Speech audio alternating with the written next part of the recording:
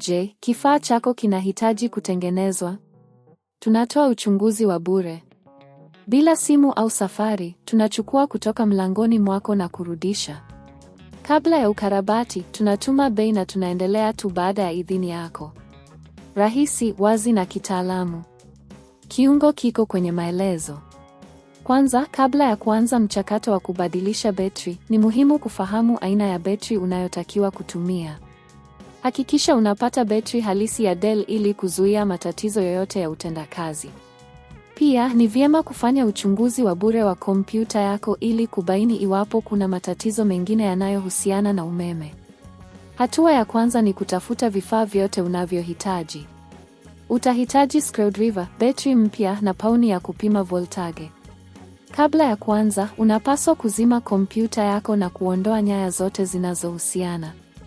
Hatua ya pili, kasha la kompyuta linapaswa kufunguliwa kwa makini. Tumia screwdriver kufungua vifungo vilivyoko nyuma ya Dell Inspiron yako. Hakikisha unahifadhi screws mahali salama ili usipoteze. Baada ya kufungua kasha, utapata muonekano wa ndani wa kompyuta yako.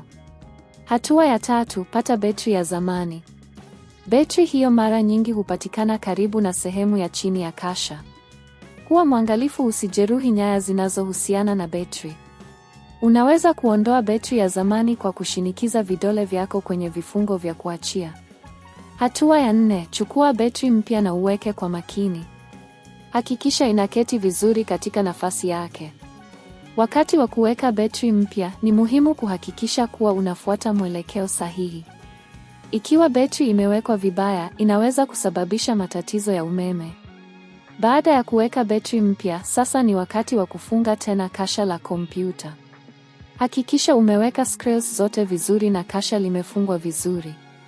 Ni vyema kukagua mara 2 ili kuhakikisha hakuna sehemu yoyote iliyoachwa wazi. Hatua ya 5, wakati umefungua kasha, sasa unaweza kuanzisha kompyuta yako. Hakikisha betri inachaji vizuri na kompyuta inafanya kazi kama inavyotakiwa. Ikiwa unapata matatizo yoyote, ni vyema kufikia huduma za kitaalamu kwa msaada zaidi. Kumbuka, ikiwa hujisikii salama kufanya mchakato huu mwenyewe, unaweza kutumia huduma ya kuchukua nyumbani ambayo inapatikana katika maeneo mengi. Hii inahakikisha kuwa unapata huduma bora bila usumbufu. Bei za ukarabati zinaweza kutofautiana, hivyo ni vyema kufanya utafiti kabla ya kuamua. Je, kifaa chako kinahitaji kutengenezwa?